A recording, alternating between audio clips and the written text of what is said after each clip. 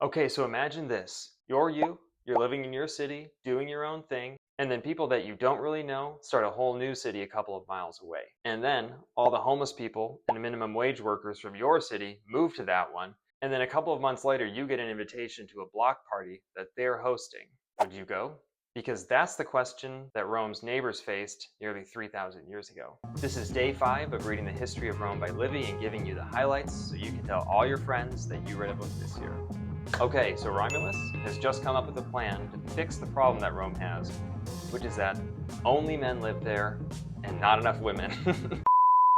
He decides to invite all of his neighbors to the festival of Consuelia, which the Romans celebrated as a harvest festival typically, but Livy says that in this case it was to honor Neptune, which is the Roman version of Poseidon, the god of the sea. And like Poseidon, Neptune is also the god of horses, which is how Livy cites him in this story. But anyway, many people do end up showing up to this festival, mainly just to get a look around and see what it looks like. Livy says that they're invited to people's homes and they look at the fortifications and they're impressed by how quickly it has been built. But right when the party gets going, a signal is given and all the able-bodied men rush out and grab all the women. Most of the women were taken by whoever got to them first, but a few of the most beautiful were picked out by the leading senators, who were essentially the heads of clans. And in Rome, clans were essentially extended families who claimed descent from a common ancestor.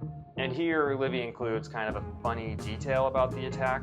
He says that the most beautiful woman was taken to the home of somebody whose name was Thalassius. And on the way to the home, people were asking the kidnappers, like, where are you taking her? Where are you taking her? And they kept shouting, Thalassius. And this phrase then sort of became known, and Livy says that that's why people shout Thalassius at weddings, which is kind of a wild thing to reference at a wedding if you think about it. But moving on, the Romans kidnap all these women and everyone else flees in disgust. Livy says the girls' parents curse the treachery of the Romans and they send up prayers to Neptune, whose festival they attended with the best of intentions.